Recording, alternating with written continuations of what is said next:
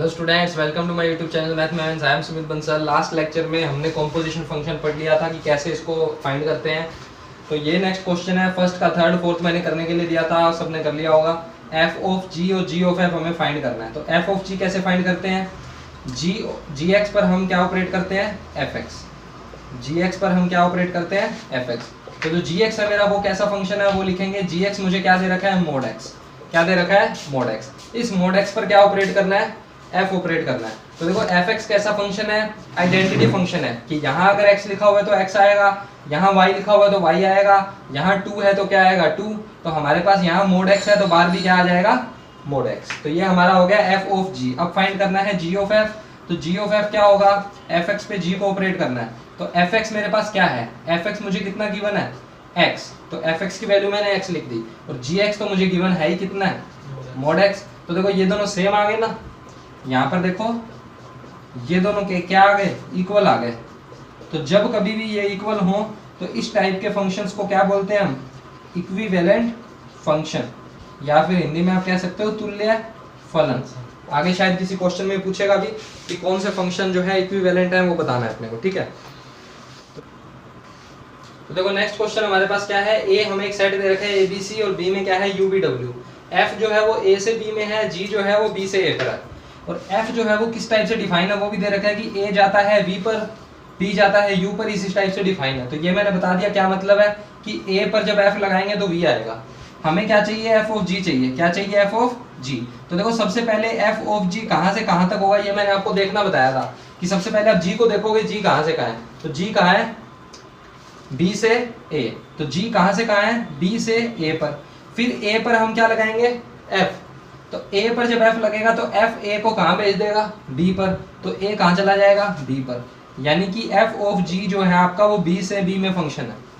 समझ में आई बात? इसको भी देखो, चलो और क्लियर हो जाएगा। जी ऑफ एफ कहाँ से कहाँ होगा? सबसे पहले एफ को देखोगे, एफ कहाँ से कहाँ जा रहा है? ए से बी पे जा रहा है। एफ ने ए को कहाँ भेज दिया? बी पे। अब इस बी पर क्या लगाएंगे हम? जी। तो जी जो है वो बी को कहाँ ले जाएगा? ए पर। तो बी कहाँ चला जाएगा? ए पे।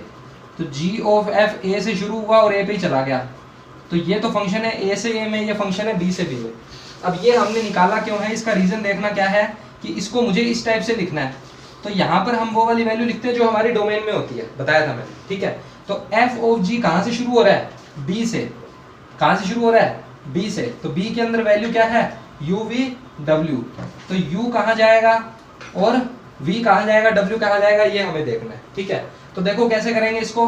u को सबसे पहले किस पे लगाएंगे? g पे। इस u पर हमें क्या ऑपरेट करना है?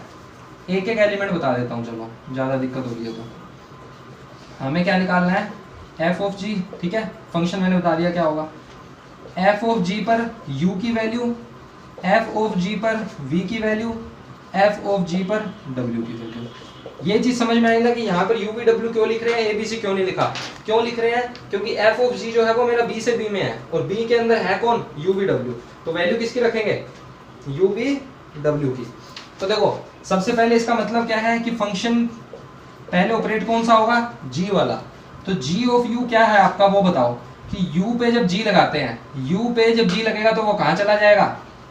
बी के ऊपर। कहाँ चला जाएगा? बी के ऊपर। तो जी यू की वैल्यू क्या आ गई? बी। बी पर एफ लगाएंगे, बी पर एफ लगेगा तो क्या आ जाएगा? यू आ जाएगा। समझ में आई? यही क्वेश्चन है, यही करना है। वी पर चाहिए अपने को जी, तो वी पर जब जी ऑपरेट करेंगे तो क्या आएगा? ए आएगा। तो एफ को जब ए पर ऑपरेट करेंगे तो क्या आएगा? वी। लास्ट डब्ल्यू क्या लिखेंगे? डब्ल्यू जाएगा सी पर, और सी एफ में कहां पर जा रहा है? तो शुरू कहां से किया था? यू से। कहां चले गए? यू पे। तो इस फंक्शन को क्या लिख सकते हैं? यू से शुरू किया यू पे, वी वी पे, डब्ल्यू डब्ल्यू पे।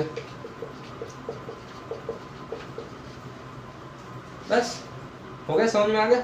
यही करना था, ऐसे इसमें करना है। कैसे करोगे? सेम वही चीज है। जी ऑफ एफ ए से ए में है, तो ए के अंदर इस बार एलिमेंट कौन से है हमारे? बताओ देख के फटाफट। ए में एलिमेंट क्या है? एबीसी। यहाँ पर यूवीडब्ल्यू यूज किया था, यहाँ क्या यूज करेंगे? एबीसी। तो ए पर वैल्यू, बी पर वैल्यू और सी पर वैल्यू क्या होगी? वो हमें फाइंड करनी है, ठीक है, वो हमें फाइंड करनी है। तो देखो एफ ए, एफ बी और एफ सी हमको चाहिए। एफ पर ए को लगाना है, ठीक है, ए पर जब एफ ऑपरेट करेंगे तो एफ ए को कहां भेज देगा बताओ, देख के बताओ यहां से फटाफट। एफ ए की वैल्यू क्या होगी, वी होगी, क्या होगी, वी। और जी पर वी लगाएंगे तो कहां आ जाएगा, ए पे। एफ बी की वैल्यू क्या होगी, यू। और जी पर यू लगाएंगे तो कहां आ जाएगा, एफ सी की वैल्यू डब्ल्यू। और जी डब्ल्यू की वैल्यू सी। तो देखो ए बी सी से शुरू किया, ए बी सी पर ही पहुंच गए। तो ये जो फंक्शन है आपका क्या हो जाएगा, ए पर, बी बी पर और सी सी पर। तो ये आपका ये आंसर और ये आंसर, यही करना था, ठीक है, नोट कर लो। थर्ड क्वेश्चन है हमारा, एफ ए फंक्शन है, आर पॉजिटिव से आर पॉजिटिव में जा रहा है। अब कुछ बच्चों को नॉलेज नहीं है तो थोड़ी सा बता देता हूँ। ये आर मैंने बताया था क्या होता है, हमारी रियल लाइन होती है, रियल नंबर होते हैं। क्या होते हैं, रियल नंबर। यहाँ 0 होता है, यहाँ 1 2 3 इस टाइप से चलता है, यहाँ -1 -2 नेगेटिव इन्फिनिटी और पॉजिटिव इन्फिनिटी तक हम जाते हैं। तो इसमें हमारे सारे नंबर आ जाते हैं। हम बात कर रहे हैं आर प्लस की, किसकी बात कर रहे हैं, आर प्लस की। तो आर प्लस में सिर्फ हम क्या लेंगे, पॉजिटिव साइड के नंबर लेंगे, नेगेटिव छोड़ देंगे, ठीक है। तो यही मतलब है इसका आर पॉजिटिव का। तो आर पॉजिटिव के अंदर पॉजिटिव नंबर ले लिए, इसमें भी सारे पॉजिटिव ले लिए।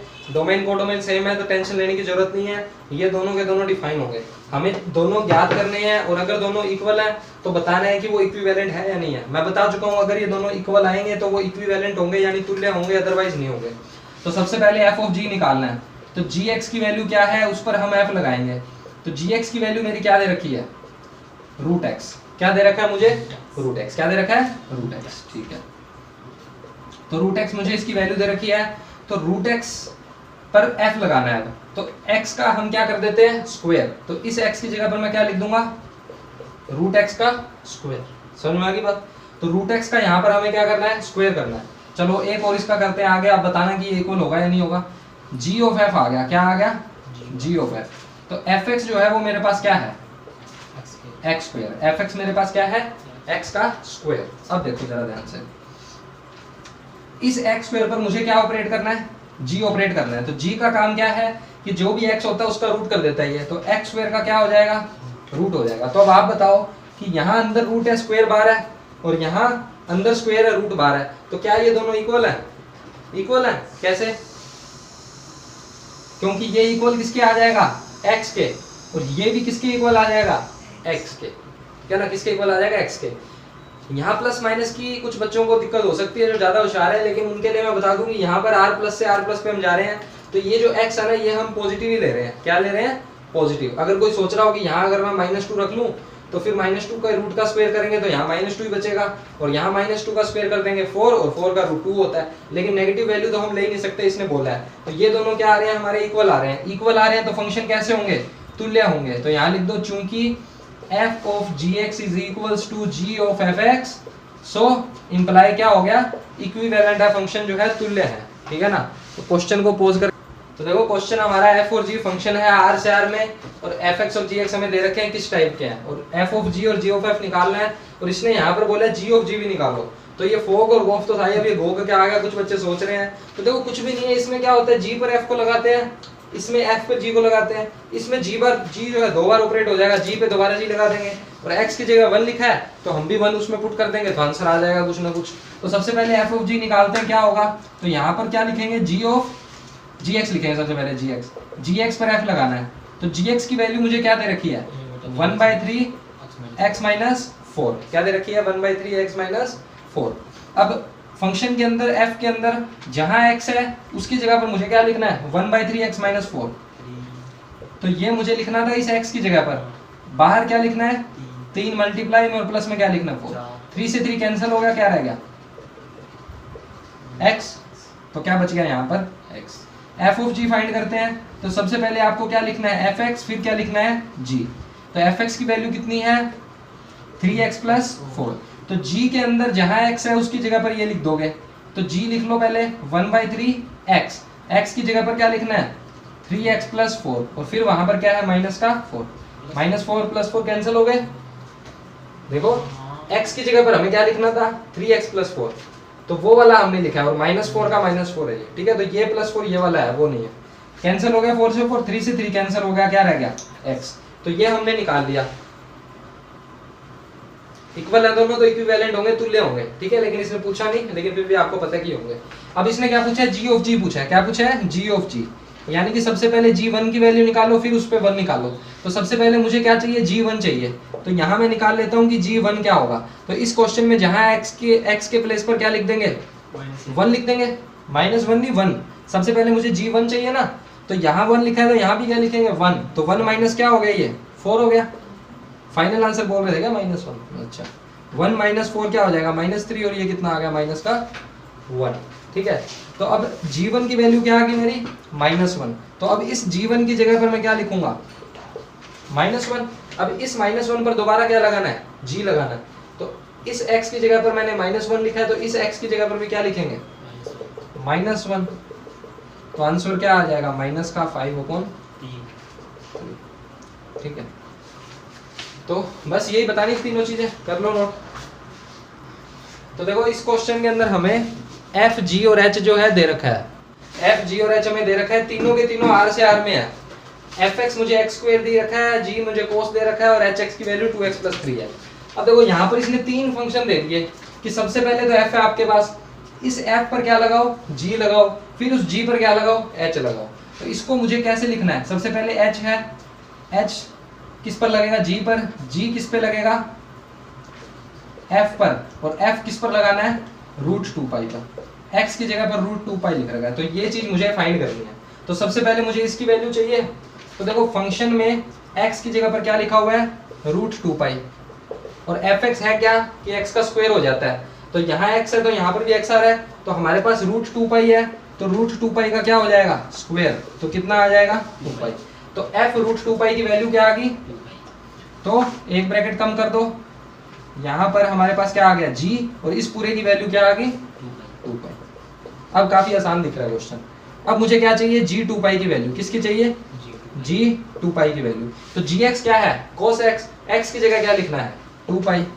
तो cos 2π कितना होता है, cos 360, और cos 360 की वैल्यू क्या होती है, 1 होती है। क्या वैल्यू होती है, प्लस का 1। याद नहीं है ना, लाइकों याद करो इसको, ठीक है ना, ऐसे नहीं चलेगा काम।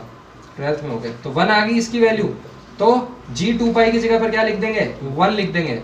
तो hx में जहाँ x है वहाँ 1 लिखना है हमें, तो इस x की जगह 1 लिखेंगे, तो यहाँ भी 1 लिखना पड़ेगा। तो क्या आ जाएगा, 5 आपका आंसर है। जो इतना भयानक क्वेश्चन दिख रहा था वो इतना सा है, और 5 इसका आंसर है, ठीक है। तो क्वेश्चन से डरा मत करो, कॉन्सेप्ट आपको एक बार समझ में आ गया तो क्वेश्चन के अंदर कुछ भी नहीं है। तो क्या करा जाए, बहुत है इतना आज। तो चलिए नेक्स्ट लेक्चर में कोशिश करेंगे ये एक्सरसाइज को खत्म कर दें, ठीक है। तो कोई भी दिक्कत हो कमेंट सेक्शन में जरूर बताया करो, ताकि उसको नेक्स्ट वीडियो में हम डिस्कस कर लें, कोई आपकी प्रॉब्लम है तो आज के लिए इतना ही। अगर वीडियो पसंद आए तो चैनल को लाइक करें, ठीक है, वीडियो को लाइक करें, चैनल को सब्सक्राइब करें। Thank you very much.